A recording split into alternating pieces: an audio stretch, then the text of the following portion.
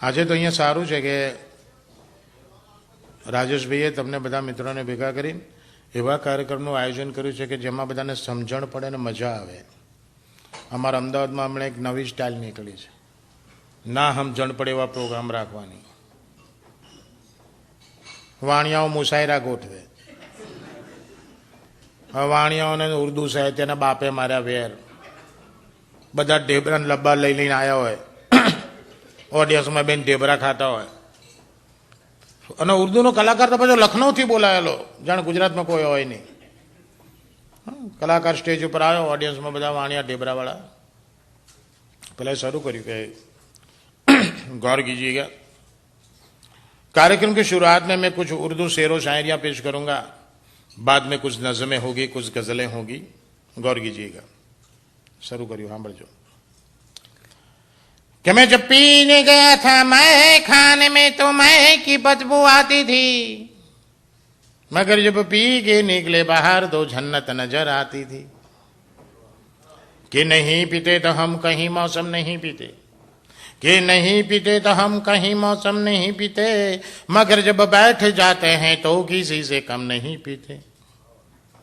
कि मैं घुस गया था पायखाने में मैं खाना समझकर, पायखाना मीन्स रेस्ट रूम, टॉयलेट. कि मैं घुस गया था पायखाने में मैं खाना समझकर, और उठा लिया लोटा लगा लिया मुंह पे पैमाना समझकर. कि शाम ढली तो शराब पी ली, शराब पी ली तो रात कट गई.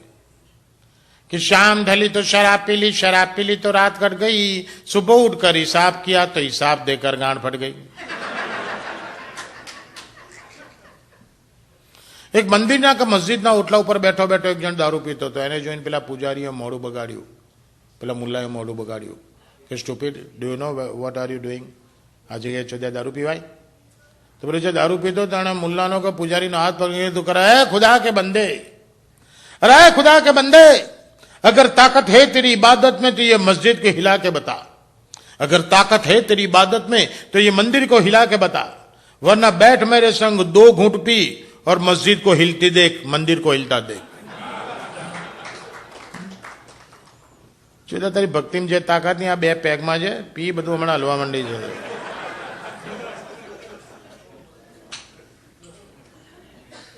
એને દારૂ પર ગાવા માંડ્યો. અને દારૂની એક મજાની વાત કહી દઉં, તમે બધા પીવો છો ને એ મજાની વસ્તુ છે. આ દારૂમાં ભગવાન છે સાહેબ.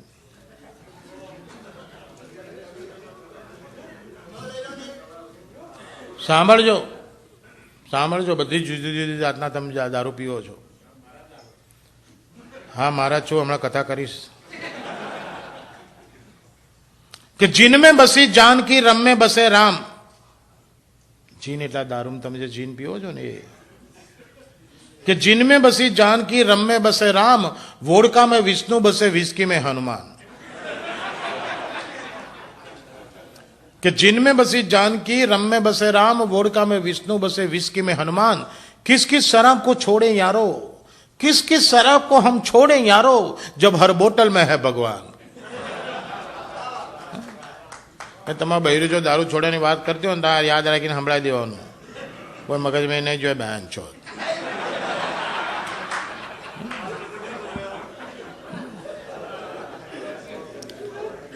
પેલા દારૂ પર ગાવા માંડ્યો ને તો પેલા વાણિયા બગડે કે ચોદ્યા ક્યાંથી આવ્યો છું? તો કે લખનઉ છે. ક્યાં આવ્યો છે? ભાન છે? કે અમદાવાદ. અમારે અહીંયા નશાબંધી છે, ચોદ્યા અમારો અમુક દારૂ ગાય છે.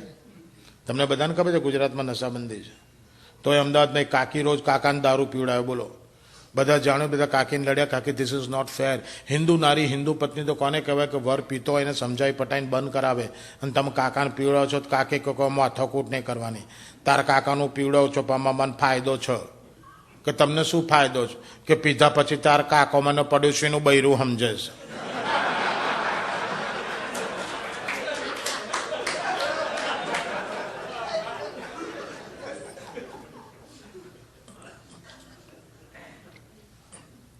વાણિયા બંધ કરે તો કે દારૂ નહીં, એલા કંઈ બીજું ગા. ના તો ઉર્દુ સાહિત્ય તો બહુ ઊંચું છે, તરત એનો સબ્જેક્ટ ચેન્જ કરી નાખ્યો અને બ્યુટી પર ગાવા માંડ્યો. એની બ્યુટી પર ગાવા માંડ્યો. એક શાયર મરી ગયો અને પછીની વાત છે કે એની ગર્લફ્રેન્ડ એકવાર એની કબર ઉપર આવી कि वहां के मेरी कब्र पे मूत के चली गई. क्या आई અને મારી કબર પર મૂતરીને ગઈ. कि वहां के मेरी कब्र पे मूत के चली गई. मूत तो बहाना था यारो, वो चुत दिखा के चली गई.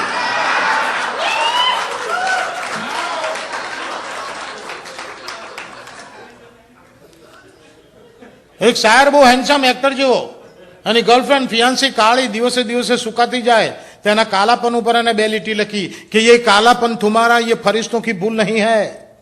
ये कालापन तुम्हारा ये फरिश्तों की भूल नहीं है. वो तो तिल बनाने बैठा था और शाही फिसल गई. એક શાયરની ગર્લફ્રેન્ડ એની ફિયાન્સી બ્યુટીફુલ છે, એની બ્યુટીને વખાણ કરે છે, કેટલી બ્યુટીફુલ છે કે નહાકર બાલ સાનો પર वो गीले छोड़ देती है. નહીં ને જ્યારે એના ભીનાવળ ખભા ઉપર છૂટા મૂકી દે છે કે નહાકર બાલ સાનો પર वो गीले छोड़ देती हैं तो ये बरसने वाले बादल भी अपने अपने रास्ते मोड़ लेते हैं. એની બ્યુટીને વધારે વખાણ કરે છે કે તું આટલી બધી બ્યુટીફુલ છું, આજે પૂનમની રાત છે, તારા વાળ ઓળવા માટે બાલ્કનીમાં ના જઈશ, ગેલેરીમાં ના જઈશ. કે બામ પર ન જાના કભી તું શબ મહેતાબ में, कि बाम पर न जाना कभी तू शब मेहताब में, कि ये चांदनी गिर जाएगी तो मैला बदन हो जाएगा. એટલે તમે વાવા કરો છો, તમારી બાજુમાં કાકો બેઠેલો, મેં કાકાને ખાલી એટલું જ પૂછ્યું, મૂકું કાકા શું કીધું એને? મન કે સમજણ ના પડતો હું કરવા આવ્યો ચોદ્યા.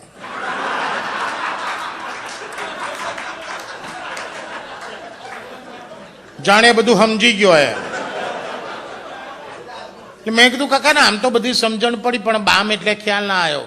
મન કે એટલી સમજણ નહીં પડી ડોફા કે પેલા બૈરું બહુ દેખાવડું છે, તો એમ કે છે માથે બોમ્બ ના લગાવીશ, નહીતર કપાળ કાળું પડી જશે ને ગાલે એમને એમ રહેશે. ઢેબરું ખાવું છે? મૂકું નહીં ખાવું, તમે ખાવ, હું જતો રહું. હું જતો રહ્યો. પણ જેટલું ઊંચું આપણું ઉર્દુ સાહિત્ય છે ને, એટલું જ ઊંચું આપણું ગુજરાતનું લોક સાહિત્ય છે, સૌરાષ્ટ્રનું લોક સાહિત્ય છે.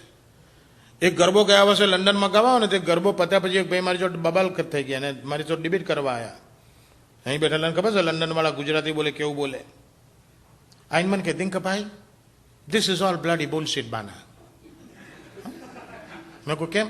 મેં કે આવું કંઈ ગરબો હોતો હશે કે દૂધે તે ભરી તણાવડીને મોતીડે બાંધી પાળ, ઝીલણ ઝીલવા ગયા હતા ને ગરબે ઘુમવા ગયા હતા. દિનકપી બાના તમે કોઈ દી જોયું દૂધનું તળાવ?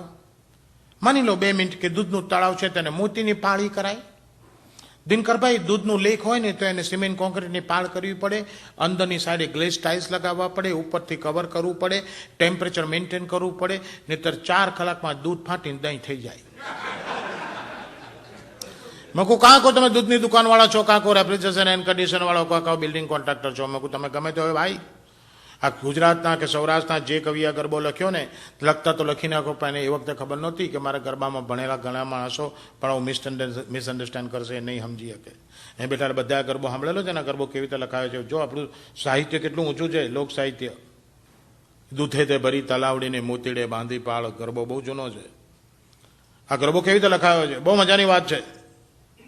કે સૌરાષ્ટ્રના એક ગામમાં એક બાઈ નવરાત્રના ટાઈમમાં એના છોકરાને ઘોડિયામાં હૂતું મૂકીને ગરબે ઘૂમવા ગયેલી, અને ગરબે ઘૂમતા ઘૂમતા ઘૂમતા ઘૂમતા ઘૂમતા રાતના 12, 12:30, 1, 2, 2:30, 2:30 વાગે એની માને યાદ આવ્યું કે 6 મહિના નાના છોકરાનું ઘોડિયામાં હૂતું મૂકીને ગરબે ઘૂમું છું. 2:30 વાગે માના છોકરું યાદ આવ્યું, એટલે માં દોડતી દોડતી ઘીરે આવી, અને ઘીરે આવીને જુએ તો છોકરું ઘોડિયામાં રાડું નાખે, ઉલાળા મારે. માને તો નાના 6 મહિના નાના બાળને ભૂખ્યું મેલીને ગરબે ઘૂમતી હતી. માએ ધડ દઈને ઘોડિયામાંથી છોકરાને કાઢીને પોતાના ખોળામાં લીધો અને પોતાના પોલકાનો એટલે બ્લાઉઝનો એક પીસ ઊંચો કરીને પોતાનું સ્તન બહાર કાઢી અને નાના છોકરાને ધવડાવવા માંડી, પોતાનું ધાવણ ધવડાવવા માંડી. અને જ્યારે એના નાના છોકરાના મોઢામાં પોતાનું સ્તન દીધું, તેના ગળામાં જે મોતીની માળા પહેરેલી, એ મોતીની માળા એના સ્તનની આજુબાજુ ગોઠવાઈ ગયેલી. હવે મોતીની માળા એના સ્તનની આજુબાજુ ગોઠવાઈ ગયેલી અને છોકરું ધાવતું હતું. આ દ્રશ્ય જોઈને રાતના 3 વાગે એના બારણામાં ઉભેલો વર આ ગાય છે, કદુદત ભરી તળાવડીને મોતીડે બાંધી પાળ રે, ઝીલણ ઝીલવા ગયા તા કે ગરબે ઘૂમવા ગયા તા. આ આપણું લોક સાહિત્ય છે. હવે આમાં પેલો ભેંચો સિવિલ એન્જિનિયર હોય કે રેફ્રિજરેટર હોય, ગોથે ચડે, આમાં ભલભલા ગોથે ચડે એવું છે.